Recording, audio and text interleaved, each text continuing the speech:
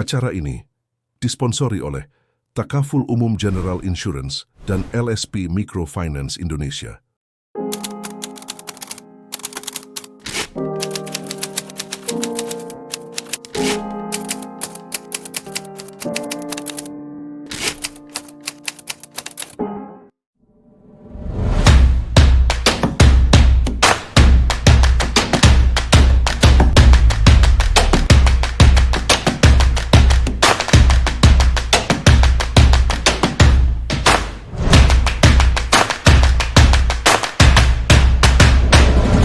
Halo sahabat Ikopin TV, kembali lagi pada acara Ngopi, Ngobrol Ngobrol Koperasi Masa Kini dan Nanti. Baik, tentunya kali ini saya yang akan menemani, yaitu Vini, dan juga saya tidak sendiri kali ini, ditemani oleh Saya Bagio. Iya, yang akan tentunya menjadi narasumber pada acara podcast kali ini. Ya.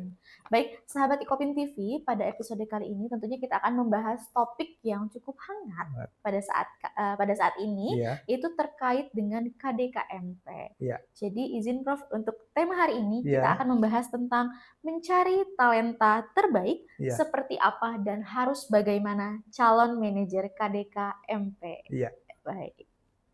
Baik, sahabat Ikopin TV, kehadiran manajer KDKMP tentunya menjadi salah satu langkah penting untuk mendorong koperasi agar bisa terus berjalan secara profesional, Ya. modern, dan tentunya berkelanjutan. Ya. Nah, untuk manajer koperasi juga bukan hanya sebagai yang menjalankan tugasnya sehari-hari agar koperasi itu bisa berjalan. Tetapi seorang manajer koperasi juga harus memiliki kemampuan untuk bisa mengembangkan koperasinya dan tentunya supaya koperasi tersebut memberikan manfaat khususnya bagi anggota dan umumnya itu bagi masyarakat sekitarnya. Betul.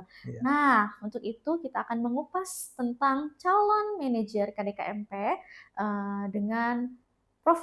Ahmad Subagio yang memang sudah handal di bidang koperasi ya Prof ya. Baik Prof, langsung saja Prof, yang ingin saya tanyakan yaitu terkait kompetensi. Ya. Seorang manajer koperasi itu tentunya harus memiliki kompetensi. Ya.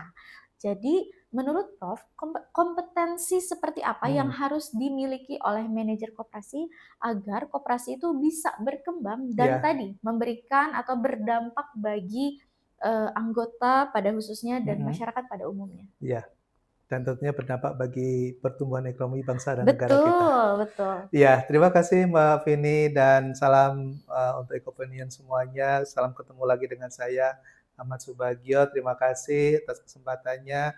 Dan topik kali ini sangat menarik karena saat ini sedang berjalan proses rekrutmen dan sekaligus juga kita sudah mendengar sudah ada informasi bagi mungkin rekan-rekan muda yang sudah mendaftar, sebagian ada yang sudah masuk lolos seleksi awal ini dan tentunya bagi yang belum saya kira juga semuanya ada kesempatannya masing-masing. Kalau kita bicara dari sisi organisasi dulu. Jadi koperasi sebagai sebuah organisasi, apalagi ini menyangkut dua esensi yaitu kegiatan sosial sekaligus kegiatan ekonomi ada di dalamnya. Nah, kita semua tahu bahwa suatu organisasi ini dibangun atas 5 unsur. Jadi yang pertama, yang paling dan sangat menentukan adalah human, manusia. Nanti kita akan coba lihat bagaimana manusia ini akan sangat menentukan apakah organisasi akan bisa bertahan, eksis dan survive dan sustain gitu. Nah, yang kedua adalah tentunya bicara tentang modal. Tidak ada suatu usaha tanpa modal. Modal itu sebetulnya juga di dalamnya tidak harus berupa uang segala sesuatu potensi yang memiliki potensi ekonomi itu adalah resources capital. Lalu kemudian yang ketiga adalah dibangun juga berbasis pada sisi teknis, operation dan produksi. Jadi artinya ada suatu organisasi yang tidak bisa menghasilkan suatu barang atau jasa, maka tentunya tidak akan bisa sustain. Dan itu adalah penopang yang ketiga. Penopang yang keempat atau faktor yang keempat adalah organisasi harus memiliki aktivitas marketing. Dan ini saya kira fungsi dalam organisasi, dia bisa dikenal oleh masyarakat, dia punya produk apa, dan kemudian bisa terjadi transaksi antara koperasi sebagai penyedia jasa ataupun barang dengan masyarakat dan anggota yang membutuhkannya.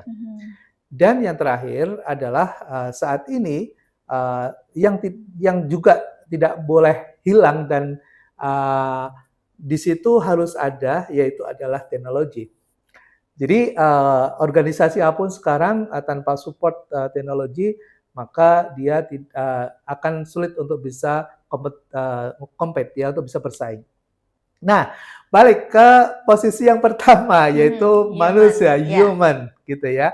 Nah, kita kemarin mungkin teman-teman yang adik-adik atau mungkin rekan-rekan muda yang sudah mengikuti proses itu sebetulnya sedang berada dalam fase yang pertama, yaitu pemerintah tentunya yang akan merekrut yang nanti akan dijadikan sebagai bagian dari komponen penting untuk menggerakkan ekonomi di desa ini adalah dari sisi kapasitas. Kapasitas sebegitu banyak yang mendaftar, hanya terpilih sekitar 30.000 saja. Dan itu pun yang bisa lolos dalam passing grade di atas 110.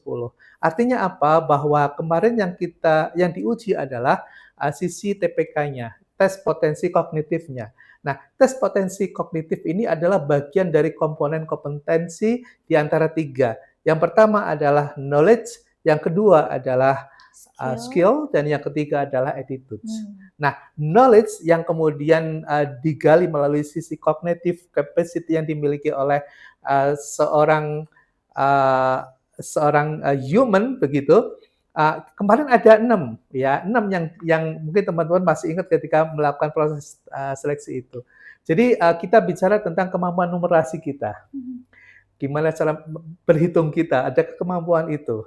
Kemudian yang kedua adalah kemampuan bahasa, language. Semakin banyak literasi yang kita miliki, akan semakin mudah kita untuk memahami sesuatu, gitu ya. Kemudian yang ketiga adalah pengetahuan umum. Saya yakin teman-teman kemarin juga ada pertanyaan-pertanyaan yang sifatnya general, gitu ya.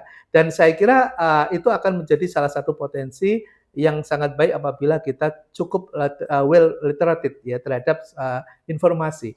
Kemudian yang keempat, kemarin teman-teman juga akan melihat bagaimana membaca suatu pola gambar, ya, suatu pola dan gambar. Dan itu bicara tentang yang kelima, yaitu tentang abstraksi. Bagaimana kita bisa memiliki suatu visi, bagaimana mengabstraksikan sesuatu yang nggak kelihatan, bisa kita kenali dengan baik. Itu ada di potensi intelektual kita. Dan kemudian yang terakhir adalah membaca bentuk, ya, pola, gitu ya. Nah, ini semua adalah sebagai alat ukur yang digunakan untuk memahami tentang knowledge dan kognisi yang dimiliki oleh potensi. Nah, berikutnya adalah nanti skill. Teman-teman nanti akan yang sudah lolos ini akan masuk ke proses managerial skill. Bagaimana teman-teman nanti akan menghadapi suatu kenyataan ketika pengetahuan kita sudah punya, lalu bagaimana itu bisa kita implementasikan dan kita aplikasikan di dalam proses keseharian, dalam handling suatu problem, suatu masalah, dan bagaimana kemudian kita mampu memberikan solusi-solusi alternatif dan kita bisa memecahkan persoalan-persoalan yang dihadapi. Nah, inilah yang kemudian tahapan kedua yang sangat menentukan apakah nanti dengan pengetahuan yang dirasa cukup itu bisa membantu kita dan membantu organisasi untuk dapat keluar dari masalah dan kemudian dia bisa bertumbuh dan berkembang. Inilah yang nanti teman-teman akan ikuti. Dan yang terakhir adalah bicara tentang bagaimana menghadapi suatu lingkungan yang berbeda yang mungkin barangkali tidak sesuai dengan ekspektasinya. Karena nanti teman-teman tidak akan masuk ke organisasi yang sudah settle dan established. Tapi akan masuk ke dalam suatu wilayah organisasi yang baru saja berdiri. Dan di situ tidak ada apa-apa. Gimana caranya yang tidak ada apa-apanya itu menjadi sesuatu yang apa-apa. Yang di dalamnya kemudian bisa ada warna, ada dinamika, di dalamnya juga ada gerakan, dan kemudian bisa menghasilkan sesuatu yang bermakna bagi anggota koperasi, masyarakat, dan tentunya berdampak terhadap diri kita untuk bertumbuh juga. Baik, jadi memang di KMP ini ibaratkan bayi yang baru lahir Baru ya, Prof. lahir, iya. Jadi bagaimana caranya calon manajer ini nantinya bisa membuat koperasi ini merangkak, berdiri, berjalan hingga berlari, seperti itu ya, Prof. Tapi tadi kita kembali lagi ke kompetensi. Ternyata tadi kompetensi itu mencakup 3 hal tersebut ya, ada dari segi pengetahuan atau knowledge, ada skill dan juga ada attitude. Tapi sebetulnya, Prof, kompetensi seperti apa sih yang yang diperlukan dari calon manajer tersebut secara umum? Betul.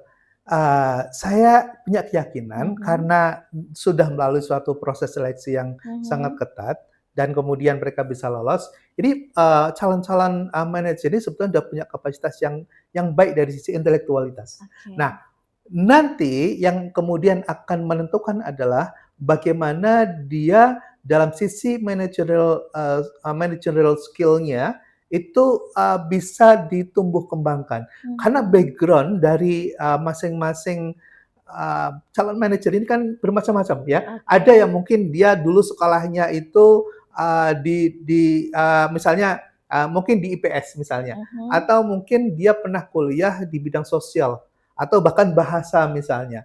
Namun dalam kenyataan dan realita yang akan dihadapi adalah bagaimana dia bisa mengelola orang, bagaimana dia bisa mengelola barang, bagaimana dia bisa mengelola informasi, dan bagaimana dia bisa mengambil suatu keputusan kombinasi antara mengelola manusia, mengelola barang, dan mengelola modal itu untuk menghasilkan sesuatu yang bermanfaat, yang bermakna, dan kemudian bisa organisasi mendapatkan revenue, ya. Dan inilah kemampuan entrepreneurship. Lagi-lagi, ujung nanti dari semua yang nanti akan dipersiapkan itu, kemampuan entrepreneurship untuk mampu memperubah dirinya dan kemudian bisa mengubah lingkungannya, itu menjadi sangat menentukan. Ya, jadi ini tantangan yang luar biasa. Namun demikian, tentunya tidak perlu merasa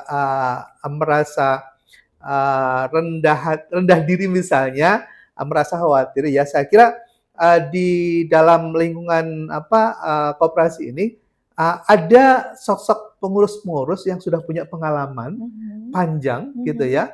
Mereka adalah bekas mungkin banyak mantan pejabat yang ada di situ, pejabat di lingkungan desa, lalu kemudian juga tokoh-tokoh masyarakat yang ada di situ, yang mereka sudah punya jaringan dan koneksi relasi yang baik ya dengan pemangku kepentingan yang lain. Disinilah nanti akan ada suatu tandem yang menurut saya akan menjadi ideal kalau kedua sisi ini pengurus yang sudah memiliki pengalaman panjang ya dalam di lapangan, kemudian ada anak muda yang sangat energik, yang memiliki potensi akademis yang baik misalnya, bisa berkolaborasi gitu ya, lalu kemudian bisa menggerakkan.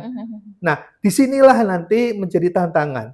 Bagaimana sikap dari anak muda ini untuk bisa menyesuaikan dengan para seniornya yang menjadi pengurus di desa, di koperasi desa ini gitu ya, atau di koperasi kelurahan Merah Putih ini, dan begitu pun sebaliknya.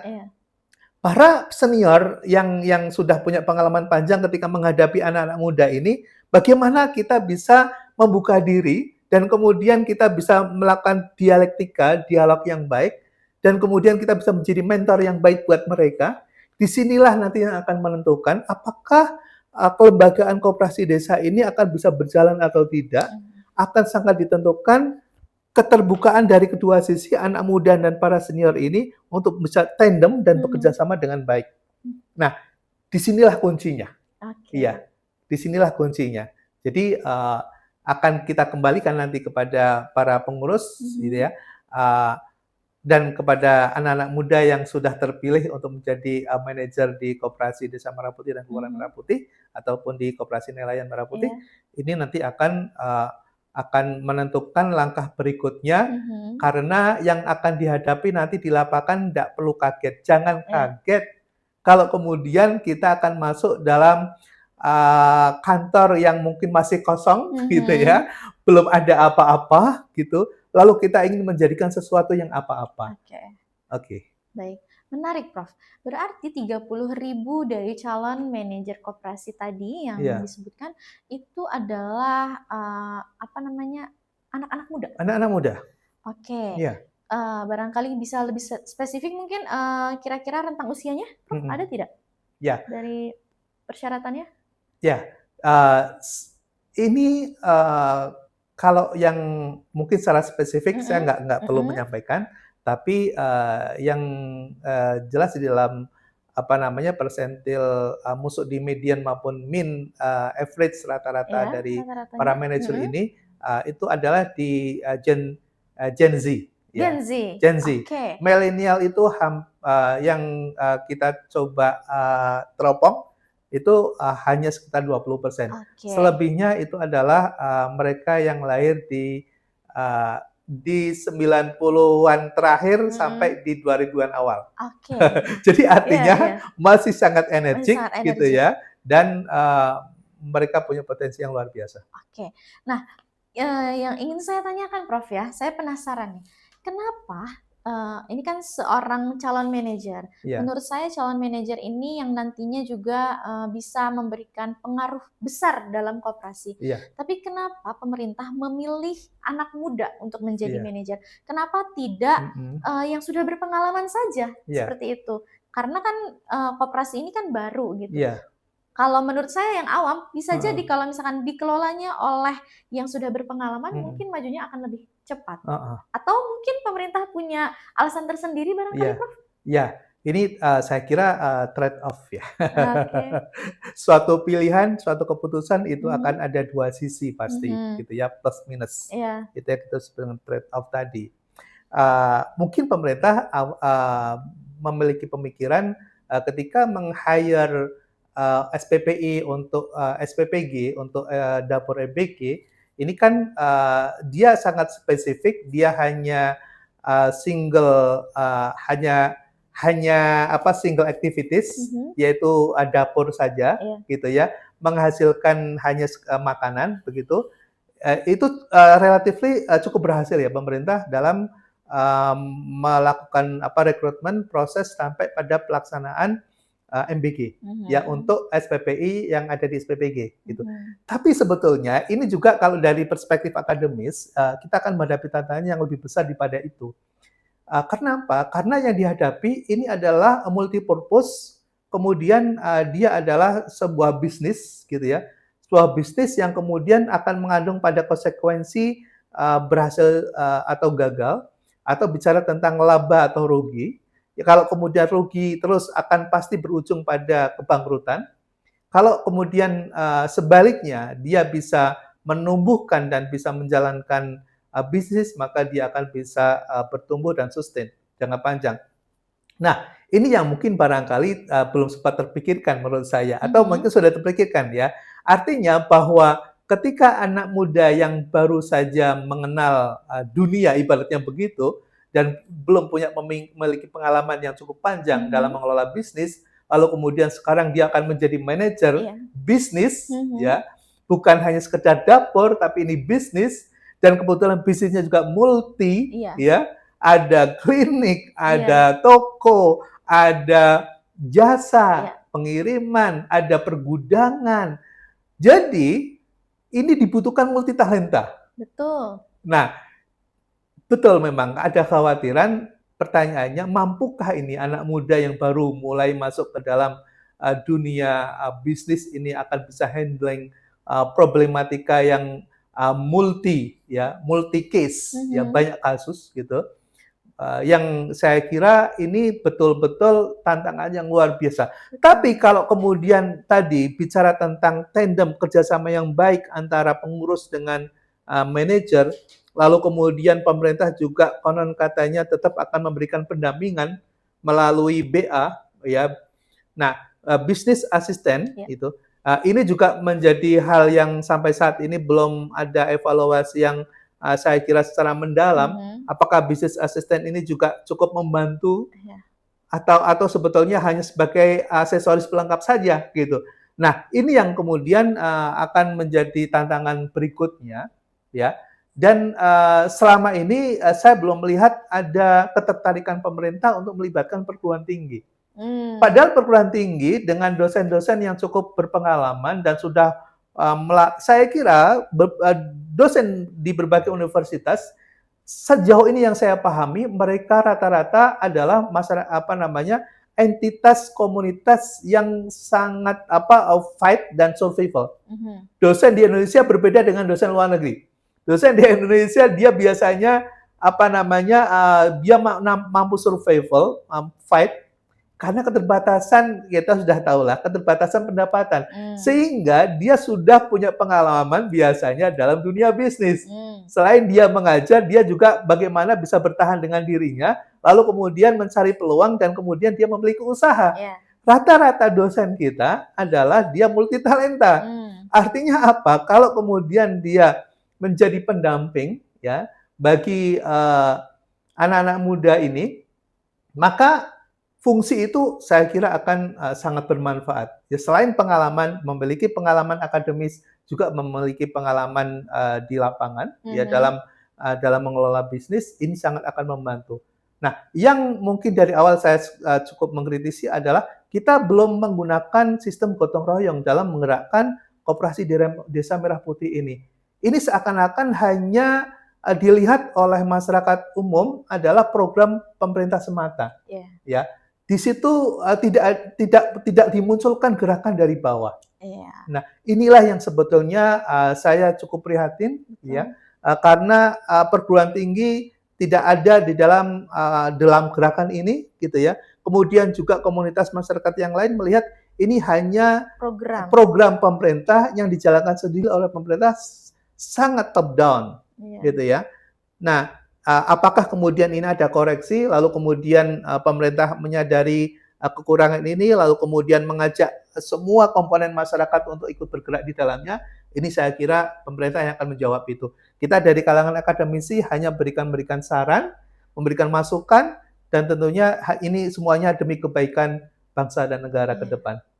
Saya kira itu. Oke, tadi bicara tentang belum ada keterkaitan dengan perguruan tinggi. Padahal mungkin IKOP University atau kampus kita tentunya sangat siap apabila nantinya diminta untuk kolaborasi mungkin ya Prof ya terkait dengan KDKMP ini. Dan tadi kembali lagi kenapa untuk calon manajer ini mayoritasnya itu adalah Gen Z ya tadi mungkin salah satu alasannya adalah karena untuk Gen Z ini energinya masih tinggi masih energik, lalu diharapkan bisa lebih agile ya Prof ya seperti itu. Jadi bisa lebih adaptif juga dan tentunya nantinya akan ada kolaborasi dengan para pengurus-pengurus yang mungkin sudah lebih berpengalaman. Nah, sebagai sebagai pemerintah juga sudah memberikan, nantinya mungkin akan memberikan seperti pendampingan ya Prof atau pelatihan untuk calon manajer koperasi seperti itu ya Prof. Jadi saya rasa juga pemerintah sudah memikirkan matang-matang terkait dengan rekrutasi dari calon manajer ini ya Prof. Oke Prof, kita kembali lagi terkait dengan calon manajer koperasi.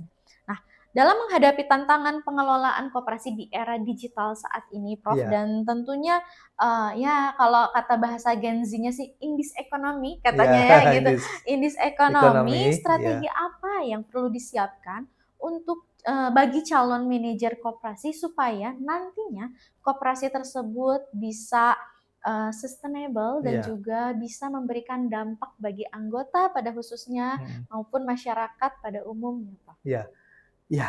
Ini kita memang harus berpikir out of the box ya untuk teman-teman adik-adik yang nanti akan menjadi komandan ya dalam mengendalikan usaha di desa. Kita tidak mungkin sendirian.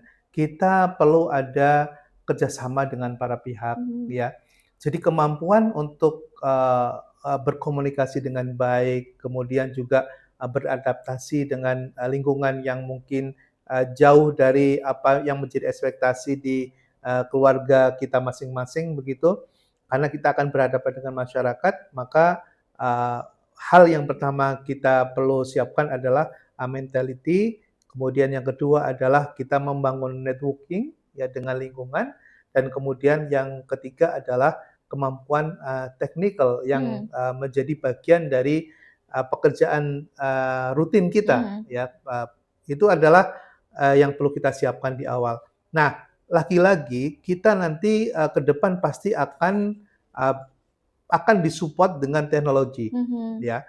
Saya kira pemerintah juga sudah menyiapkan itu, ya. Bagaimana sistem operation yang ada di gerai sudah terkoneksi nanti dengan sistem, dengan platform, gitu ya. Nah, saya kira ini nanti yang akan menjadi nahkodanya adalah para manajer, karena pengurus hanya tinggal menerima reporting saja, gitu ya. Nah, sisi yang lain adalah teman-teman muda yang nanti akan menjadi nahkoda dalam mengendalikan Koperasi Merah Putih ini juga harus bersiap-siap untuk melakukan kolaborasi dengan pihak lain, ya. Nah, saya kira itu yang menjadi concern, yang perlu menjadi concern kita bersama. Jadi kita dengan kondisi apapun, ya, kita harus siap menghadapi itu. Saya yakin teman-teman muda yang akan masuk nanti ke dalam dunia nyata di Koperasi Merah Putih akan menghadapi sesuatu yang baru. Dan kalau ini bisa berhasil, maka menjadi catatan sejarah dan menoreh pada catatan hidup kita masing-masing, gitu ya. Saya berharap dan tentunya punya doa juga. Semuanya kita berdoa mudah-mudahan bisa berhasil. Amin. Ya, dan tentunya lagi-lagi buatlah catatan terbaik dalam langkah dan hidup kita masing-masing. Oke, baik. Baik, Prof. Jadi tadi semoga ya tadi calon manajer yaitu nahkoda dari koperasi bisa memberikan yang terbaik ya seluruh tenaga, pikiran dan lain sebagainya untuk menjadikan koperasi lebih berkembang dan tentunya bermanfaat bagi anggota dan terlebih lagi bagi ekonomi Indonesia. Baik, Prof. Menarik sekali perbincangan kita kali ini. Dari diskusi ini kita bisa memahami bahwa koperasi tidak hanya ditentukan oleh fasilitas saja, tetapi salah satunya juga oleh human atau sumber daya manusianya. Ya, seperti itu. Nah, peran manajer juga sangat penting selain sebagai penggerak koperasi, tetapi juga yang akan menentukan nantinya koperasi itu bisa berkembang atau tidak. Selain itu juga sebagai penghubung ya antara visi koperasi dengan kebutuhan masyarakat, sehingga nanti tujuan dari koperasinya itu bisa tercapai. Begitu ya, Prof. Barangkali ada closing statement yang ingin disampaikan, Prof, untuk para sahabat Ikopen TV. Ya, terima kasih sahabat semuanya di Icopenian. Saya kira kita lagi-lagi kita mainkan peran kita masing-masing. Kita sebagai akademisi selalu mengingatkan pada pemerintah, kepada masyarakat, dan tentunya secara khusus ini kepada anak-anak muda yang baru saja lolos ya proses untuk masuk menjadi bagian dari gerakan koperasi kita di Koperasi Desa Merah Putih, Koperasi Kelurahan Merah Putih, dan Koperasi Nelayan Merah Putih. Dan kalian akan memasuki dunia di mana realita yang akan dihadapi barangkali mungkin tidak seindah yang dibayangkan. Bersiaplah secara mental, tapi saya yakin ya dengan keyakinan kita dan kerja keras kita semua bisa kita hadapi dengan baik. Kemudian sisi yang lain terutama bagi teman-teman pengurus, para senior yang sudah punya pengalaman, yang sudah dipilih oleh masyarakat untuk menjadi pengurus KDMP, KKMP maupun di KNP, bahasa Jawa itu di Jawa itu ada namanya legowo. Legowo itu mau menerima. Gitu ya. Kenapa? Karena ini ada anak muda yang baru saja mungkin lulus dari menjadi sarjana, lalu kemudian dia baru saja dilatih, tiba-tiba akan menjadi komandan untuk menjalankan bisnis di koperasi kita. Nah, disitulah saya kira kita sebagai mungkin yang dianggap senior atau mungkin yang lebih dulu ada di situ bisa menerima mereka dengan baik, kita bisa berkolaborasi, dan tentunya disitulah titik yang sangat kritikal dan kita sebagai orang tua mungkin bisa membina mereka, bisa memberikan arah, dan merekalah yang akan bergerak untuk menggerakkan koperasi kita. Jadi Saya kira di sinilah letak wisdom kita, kebijakan kita untuk saling berbagi peran, dan tentunya kita sama-sama sukseskan apa yang menjadi program baik dari pemerintah ini. Kolaborasi ya, Pak? Kolaborasi. Baik. Sahabat Ekopin TV, alhamdulillah telah sampailah kita di penghujung acara. Terima kasih banyak, Prof, atas insight yang sudah diberikan. Semoga tentunya episode kali ini memberikan banyak manfaat bagi para sahabat Ekopin TV yang ada di rumah dan dimanapun berada. Baik, saya Vini pamit undur diri sebagai host pada episode kali ini, dan juga saya Ahmad Subagio mohon diri. Terima kasih. Mudah-mudahan bermanfaat dan bermakna. Amin. Kami pamit undur diri. Terima kasih. Assalamualaikum warahmatullahi wabarakatuh.